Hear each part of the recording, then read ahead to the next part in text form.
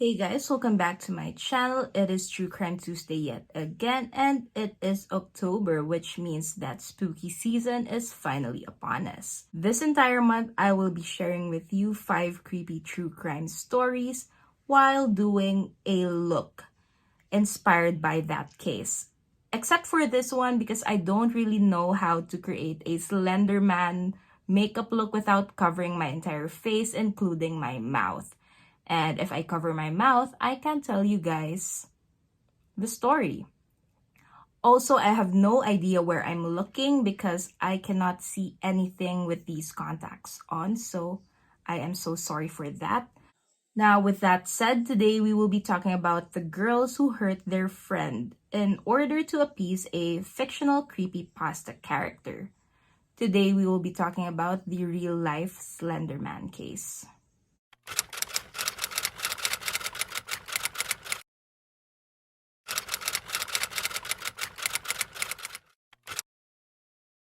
Okay, so before we start talking about the actual case itself, let's talk about creepypasta and Slenderman first. So, creepypastas are basically horror stories that live on the internet. They're like modern urban legends that you can find online.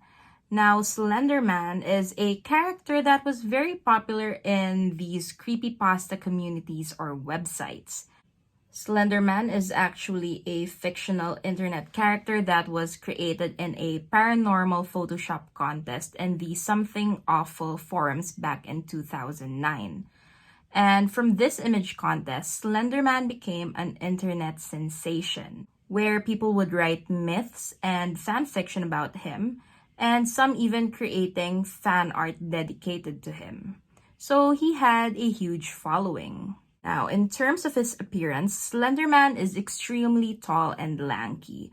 He has no face, which is very creepy, and he also has tentacles growing from his back.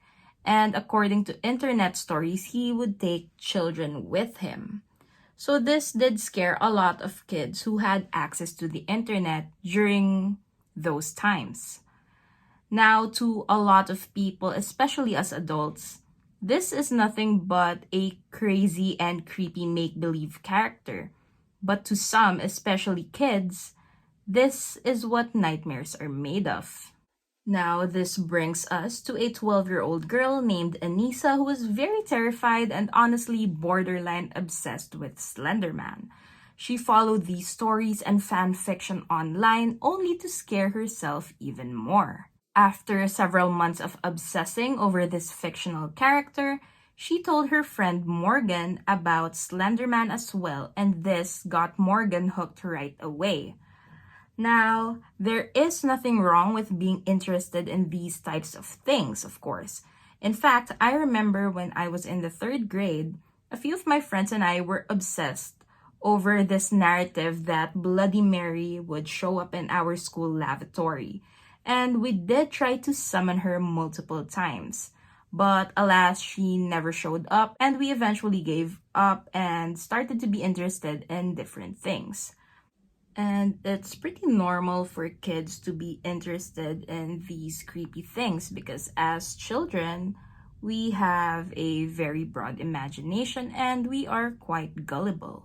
Most of the time, kids are scared by these things even while suspecting that these monsters aren't real. But that was not the case for Morgan and Anissa.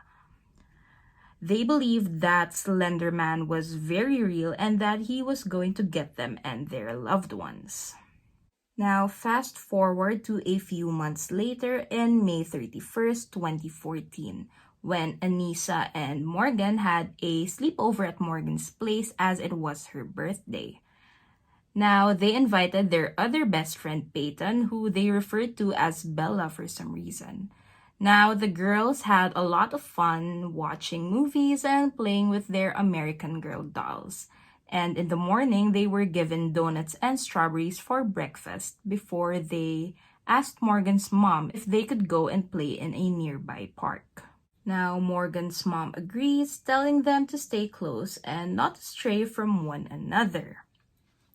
Once they were there, the girls started walking around thinking of what to do until Anissa and Morgan suggested that they play hide and seek. Peyton was very reluctant at first, however, she ended up agreeing to playing this game after Morgan and Anissa convinced her by saying that she could choose the next game that they would play. Little did she know that her two best friends actually had something more sinister in mind. Anissa told Morgan that they would be like lionesses chasing a zebra.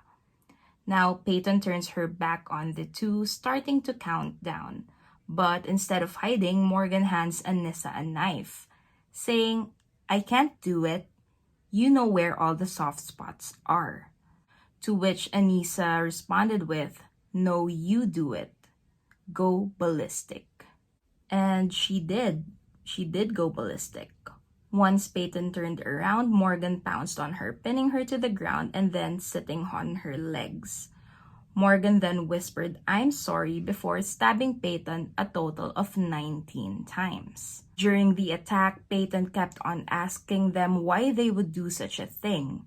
She also told her two best friends that she trusted them and that she hated them for what they were doing to her.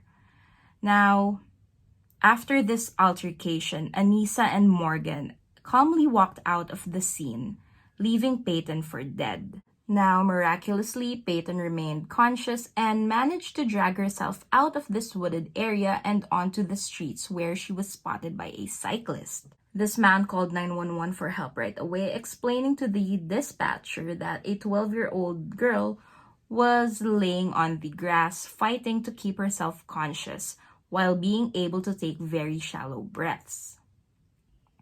Now, she was brought to the hospital where she met her parents, who were informed right away of what had happened. And before her operation, Peyton told the police officers that her friends, Anissa and Morgan, were the ones who had done this to her. And just a few minutes later, the two girls were actually found 4.9 miles away from the park where they attacked Peyton, and they were taken into custody for questioning, and they never really seemed to deny any involvement in this. In fact, they told the police officers the whole story right away. Now, the police did find a knife with a 5-inch blade in one of the girls' backpacks, along with some clean clothing. When asked where they were headed, the authorities became confused because, according to the girls, they were headed to Nicollet National Forest to live with Slender Man in his mansion. Now, of course, a lot of the police officers were not familiar with who this Slender Man was.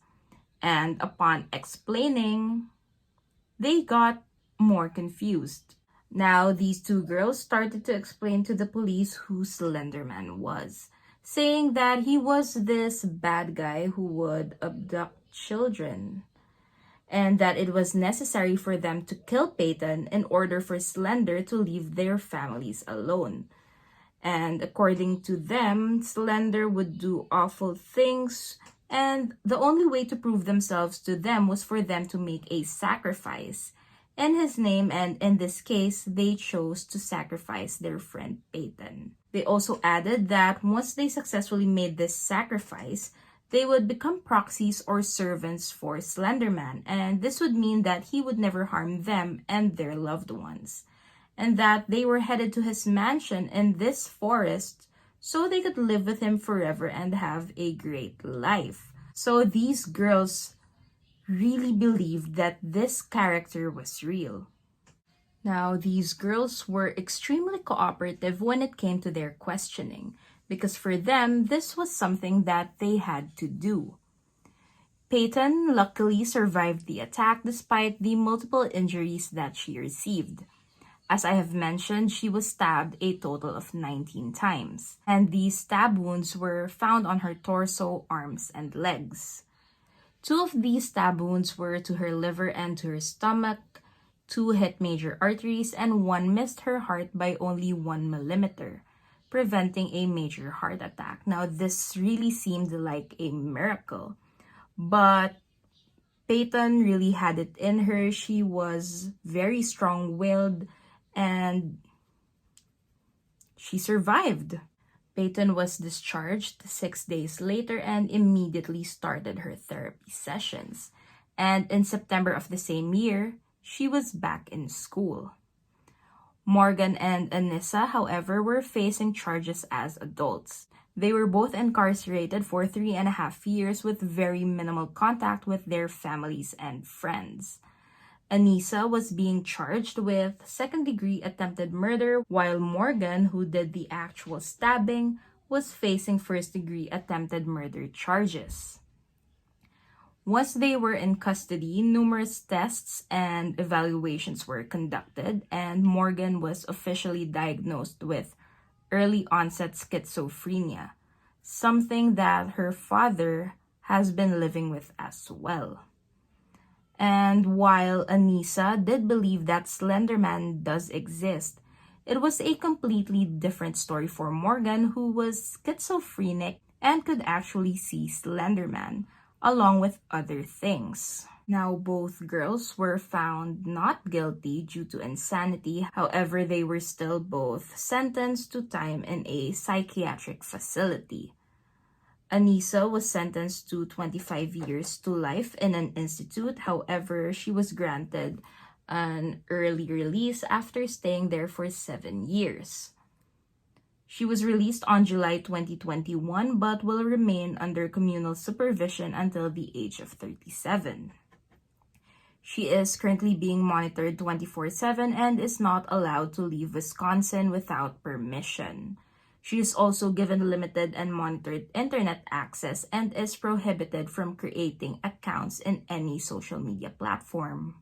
Morgan, on the other hand, is still in an institute as she was given the maximum sentence of 40 years to life and will continue to receive treatments in a psychiatric facility until her symptoms are completely resolved or when she finishes her sentence at the age of 53, whichever one comes first. This will then be followed by a lifelong communal supervision, periodic evaluations, and/or reinstitution if necessary. And according to some sources, Morgan is being treated and medicated as well. And she is currently the youngest patient at that specific psychiatric facility. Now, the silver lining to this case really is Peyton's survival. She is amazing, and I can't even begin to imagine the trauma that she has been through, given what had happened to her. But she managed to get back to her regular life, her normal life. And how do you even begin to trust people again after something like this? And Peyton is extremely strong, and she is so strong-willed, and I just admire her so much. And I don't personally know her, but somehow I feel really, really proud of her. Now, complete recovery is going to be a long road for Peyton, but I believe that she'll get there eventually. And I guess that's where I'll end today's video. Thank you so much for tuning in. As always, I would love to hear your thoughts about this case, and if you have any case suggestions, please let me know in the comment section below. Thank you so much for watching, and I'll see you all on my next video.